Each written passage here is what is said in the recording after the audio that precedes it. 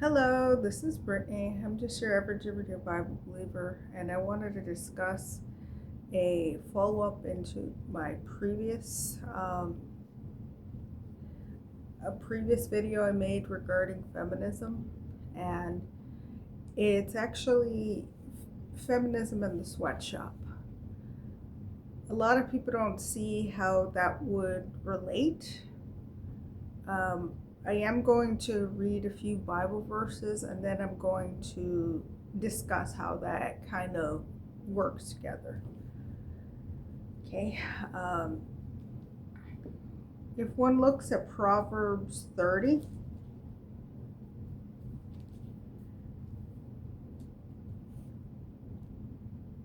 uh, and I'm going to read from verses 11 to 15. There is a generation that curseth their father and doth not bless their mother. You can kind of see it today with their, a lot of feminists, saying it's 2025 and saying it is an insult to the previous generations, or I don't want to be put into the 1950s. And they love 1950s fashion, a good some of them. Weird, but okay. There is a generation that are pure in their own eyes, and yet is not washed from their filthiness. I mean, the self-righteousness of it all, it demonstrates. There is a generation, oh, how lofty are their eyes, and their eyelids lifted up. Pride, a proud look, one of the abominations to the Lord. There is a generation whose teeth are as swords, and their jaw teeth as knives, to devour the poor from off the earth, and the needy from among men. The horse leech hath two daughters, crying, Give, give. There are three things that are never satisfied, yea, four things that say not, it is enough. And that is demonstrated all throughout the whole feminist movement. They always want more. They don't ever say, okay, what can I contribute to society? They believe their mere presence is giving to society. And that causes a lot of problems. I mean, one can kind of see in regards to efficiency, a lot of, people have noted, okay, the idea of the quota. Like a lot of women are just hired merely for being a woman or a particular type of woman. Like I'm, for instance, half black, half Hispanic. A lot of people would just hire me on the basis, should have put chapstick on, but anyway, merely on the basis of being, half black, half Hispanic. Okay, you get 2-for-1, and also the 2 or more races thing. Ridiculous, but people do it in the workforce. But I note that this is talking about the end days, but if you look at James 5 verses 1 through 6, it has a similar concept. Now people would say, well, rich men, it's men. It's like, yeah, but follow me on this. It's in the same time period. Go to now, ye rich men, weep and howl for your miseries that shall come upon you. Your riches are corrupted, and your garments are moth-eaten. Your gold and silver is cankered, and the rust of them shall be a witness against you, and shall eat your flesh as it were fire. Ye have heaped treasure together for the last days. Behold the hire of the laborers who have reaped down your fields, which is of you kept back by fraud. Cry it, and the cries of them which have reaped or entered into the ears of the Lord of Sabaoth. Ye have lived in pleasure on the earth and been wanton. And ye have nourished your hearts as in a day of slaughter. Ye have condemned and killed the just, and he doth not resist you. Now some would say, well, feminism hasn't killed anybody. I'm like, 71 million people by abortion? Now, in Jeremiah's time, they had similar women who said, we have not sinned. If you look at Jeremiah 2,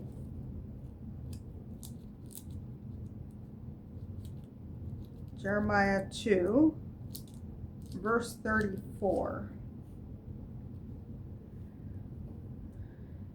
I'm going to read the first verse 33 because it does show kind of like a obsession with fornication. Why trimmest thou thy way to seek love? Therefore thou hast also taught the wicked ones thy ways. Also in thy skirts is found the blood of the souls of the poor, or innocents. I have not found it by secret search, but upon all these. Yet thou sayest, because I am innocent, surely his anger shall turn from me. Behold, I will plead with thee, because thou sayest, I have not sinned. In other words, what do a lot of pro-abortion people, especially those that, claim to be progressive Christians or tolerant Christians, all-inclusive Christians, who also have a thing called shout your abortion, and what is their thing? What is their promotion? Their thing is saying, well, it's not really a person, or if it is a person, they say, and it's not, they don't even ascribe it, ascribe a baby, he or she, a person, the gender. Because again, that personalizes it too much. And, well, one would say, okay, don't call it gender, call it sex. And I agree, okay, but you know what I'm trying to say. They don't acknowledge in any facet the personhood of that child in the womb. They just don't. And therefore they say, I'm innocent. I have not sinned. I haven't committed a murder. Some do, in pride and arrogance and sarcasm, says, well, yeah, I killed babies. Who cares? But that is, again, killing the just, killing a person without cause. And a lot of these slave driver versus sweatshop people, they are just as much into feminism. Why? Because a good sum of the industries that would help keep a woman at home, a lot of people send abroad to sweatshops and fields and labors and things. And that is the thing that I want to discuss today. And I'm talking as somebody who, myself, I've been in the workforce, I've had to be in a lot of cases, because I came from a post-feminist home. That is, my mom was a single mom, Pentecostal, public school, feminist as can be. Went to college too, so I kind of look, though, after becoming a believer, at certain things. And I'm going to kind of like discuss, because a lot of people, a lot of modern feminists now have this thing against fast fashion, which is basically they say they don't like things that are cheaply made. And the reason they do, not only because of the lack of durability, but also they say it's because of exploitation of workers. And I agree. But I could say, okay, I have to go back. And how do these two things relate together? Even though one knows it from the same time period, the last days, Proverbs 30 was actually talking about the prophecy of the last days. Oh, how do these things relate? How do these two things relate? We do know, okay, oppression of the poor is happening. That's what is uniting those two concepts. But why? Well, I would have to and I'm speaking about America, but there are more nations in America who have this similar trend.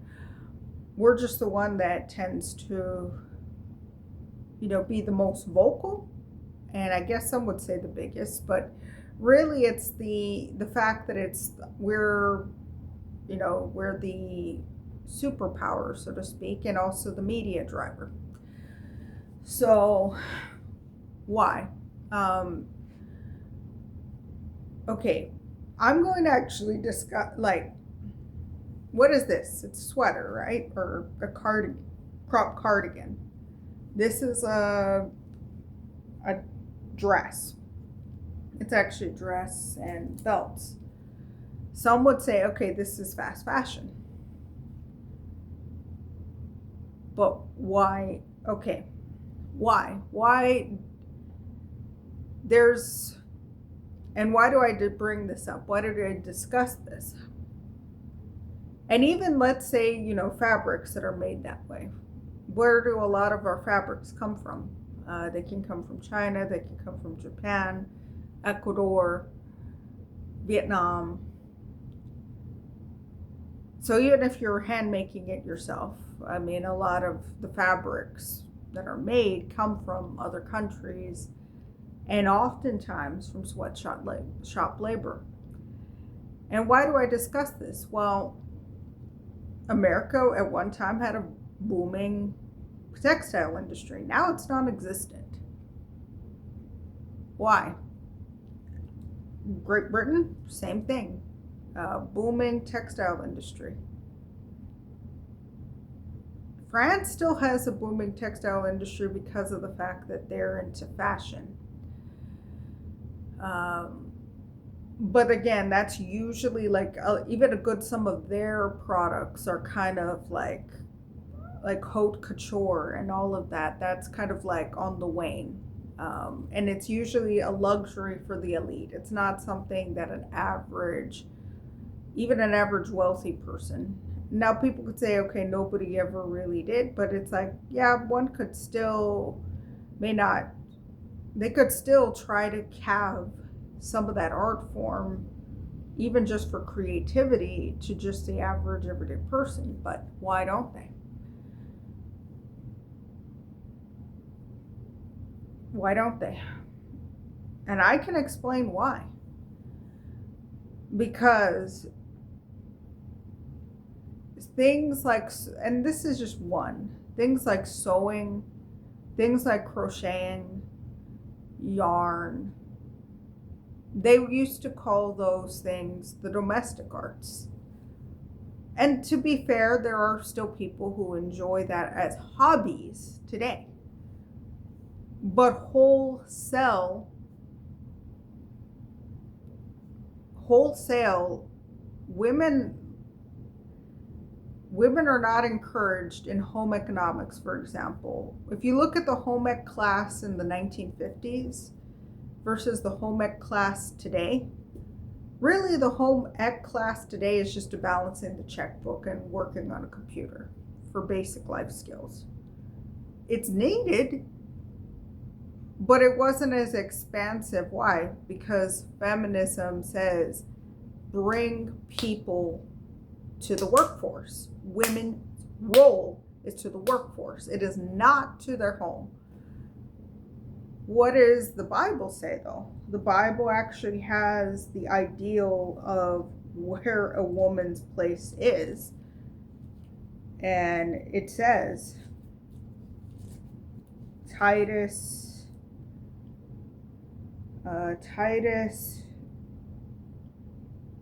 2 verses 4 to 5. And this is talking about the aged women in the church, which the aged women nowadays don't do this either. It is a multi-generational feminist propaganda even within churches. The aged woman likewise, that they be in behavior as becometh holiness, without which no man shall see the Lord. Hebrews 12 verse 14, I think. Not false accusers, not given to much wine. Ephesians 5 verse 18. Teachers of good things, that they may teach the young women to be sober, to love their husbands, to love their children, to be discreet, chaste, keepers at home, good, obedient to their own husbands, that the word of God be not blasphemed. So their role is the home. Feminism turns it on its head, even in churches. And one can actually review, various people have looked into this. Even occultists have actually said, okay, feminism is tied in with the occult. It just is. But there are a lot of nominal Christians, and even, I would say, sincere and well-intentioned but hurt Christians, who basically say, okay, well, the only way we can ensure us not to be hurt by men, many of them do come from an abused background, but the thing is, feminism perpetuates abuse, which I hope to someday discuss further. But that is actually what a woman's place is the home. And, not too long ago, women knew how to sew wholesale. They knew how to crochet and knit. I'm struggling to crochet and knit myself. I'm trying to teach myself how to do these things, because I know, the way the economy is going in the immediate, but also I will need to know. But what, I'm talking about,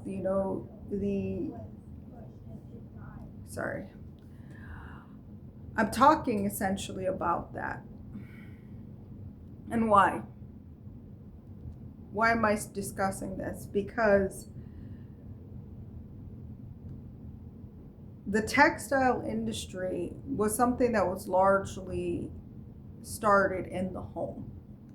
People would sew things largely, at their homes, their own homes, and then eventually got good enough to, branch out and then maybe have a small shop, but even their small shop wasn't far from home. Now, one could say, okay, well, what happened to the textile industry? Well, there are two things. Firstly, a lot of things basically did phase out due to technology. I use a sewing machine. A lot of people do. But a lot of people, they kind of became, pretty dependent on that. And with the Industrial Revolution, they had, commercial sewing machines and even sergers. I have a serger and a sewing machine, but I do agree, one of those things, if you don't use it, you lose it. That's why so many people nowadays, for instance, are so bad at math. Why? Because most of the math that's done is done by calculator or computer. Even our cash registers are completely automated now. Everything is computerized. Why don't people often know how to write or type essays anymore? Why? Because AI is just a long line. People have, if people don't know how to spell, okay, well, autocorrect. And, and that's a whole thing in and of itself. But that in itself was prophesied in Daniel. Daniel 12, verse 4. But thou, O Daniel, shut up the words and seal the book, even to the time of the end. Many shall run to and fro, and knowledge shall be increased. So that in of itself is a thing. But so one could say, okay, the Industrial Revolution. But what was also on the backs of the Industrial Revolution? The feminist movement. The feminist movement questioned the roles of the home, and many things, instead of being pushed to, for instance, sew, because that's woman, essentially feminism as a role really delineates a lot of the homemaking qualities of a woman as derogatory, as servitude, like that Paris Palermo chick. You let me do too much labor. And I'm like, ma'am, I could tell based on the way you wrote that, you've never labored a day in your life. I'll be honest. It's like, I know a wealthy person when I hear one, and it's like, okay. Feminism is a luxury belief system, though. I mean, a wealthy feminist, or what some others would call the upper crust women of society, it's easy for them to say, okay, men and women's roles are comparable because, quite frankly, I mean, they work a desk job. I work a desk job, so I Uber, but one could see essentially it takes a particular type of woman to even create little scenarios in their head to write certain things. But that kind of thing is seen as derogatory or servitude, or so when they were pushing that eroded the textile industry. One could even say, food really, and a lot of people who are, going against feminism, from what people would call a holistic perspective or whatever, they discuss it based on food. Processed food went up and modified food went up, and because, farming and gardening weren't a average everyday home anymore. People didn't, cultivate their own food. They don't have home farms by and large. I mean, I know people who have, their own little home farm or their own little home garden, but that's like rare. And in most cases, that's more like a novelty kind of thing or a hobby as well. Similar thing with sewing. Sewing basically became kind of like a quaint hobby, because who has the time to sew or crochet or knit or whatever, by and large, when you've got a 12-hour, most people don't work 12 hours, but me, I work a 4x10. Many people work, just a 9 to 5.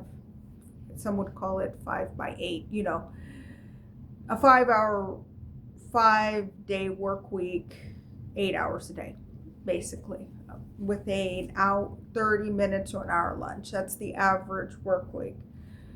And not counting the commute and driving to and from and all of that, it's many women who work a full-time job, including myself, find it hard to find time to sew.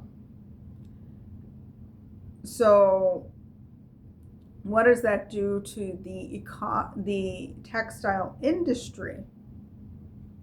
It destroys it.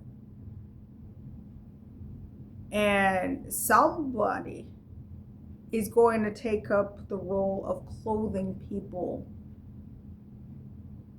when women refuse to learn how to sew or crochet or knit themselves. And enter the sweatshop. The sweatshop actually, this is gruesome, this is cold, this is oppressive, but let's be honest, there's a reason why sweatshops are profitable and why people still buy from it. it's because, quite frankly, the low working conditions with the mass production from often impoverished people who were trained to, looking at it from a developed country's perspective, who didn't cast away their femininity, who actually think it a privilege to be able to work and make money for something they would be doing just for their home in general, period. They think, hey, it's a benefit now. And some would say, okay, can there be sewing accidents? Yeah. But in their eyes, it's like they figure, hey, it is a way to make money. It's pretty similar to the way, like, I go on Uber rides or whatever. It's like,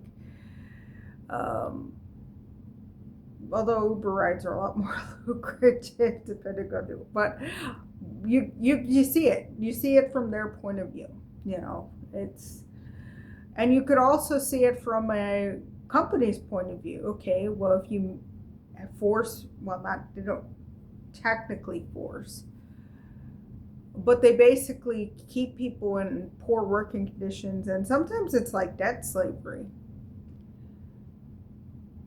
But why did they do it? Because you can get a huge, massive amount of clothes, which will keep the prices down, but you're still making a huge profit.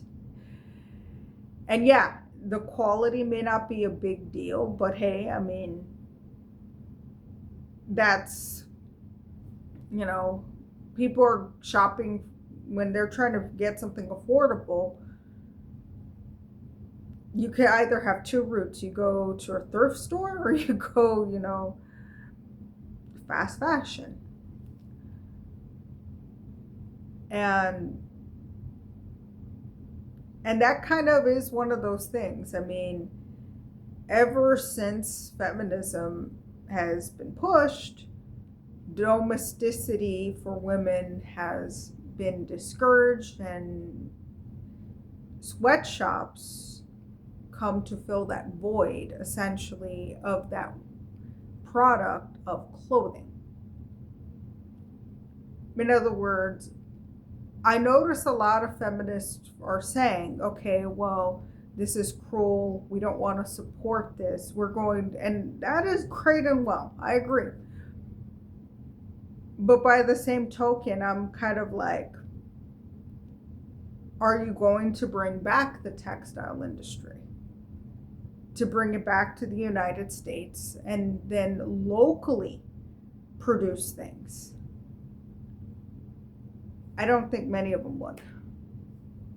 Because they know, okay, that is basically bringing a woman back to the home. Because an average garment can take a day to sew if you're going to sew locally with regular machines.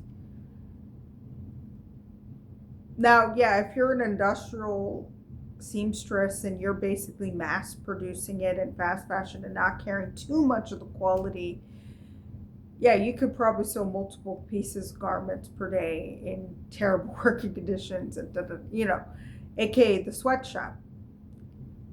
But if people actually went to the only viable alternative,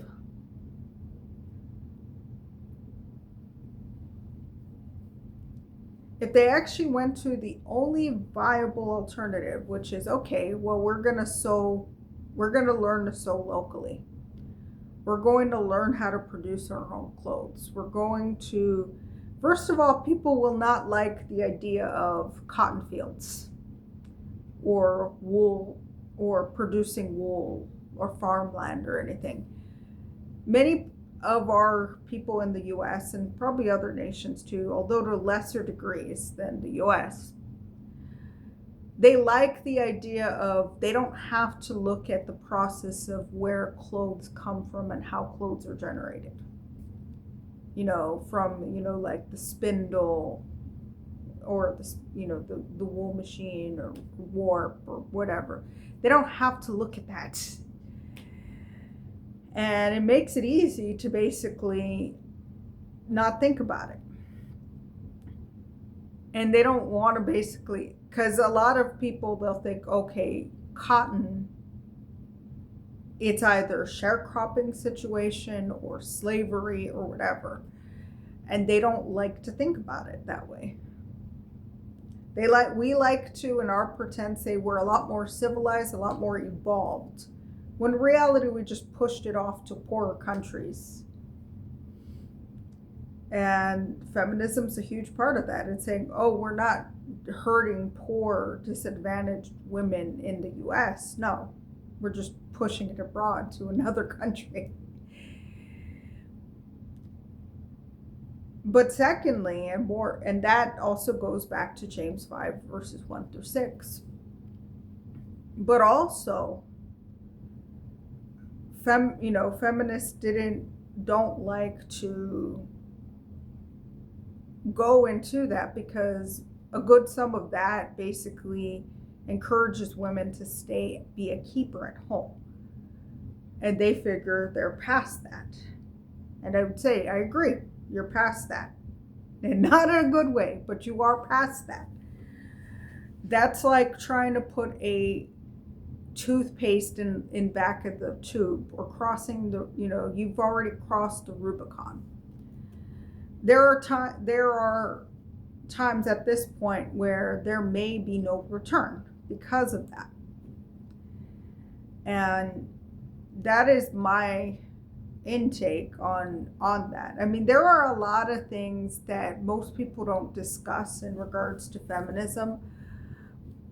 But the main thing I will say is feminism does promote what may be women's liberation here, may be oppression somewhere else. That's all I have to say, and thank you and God bless.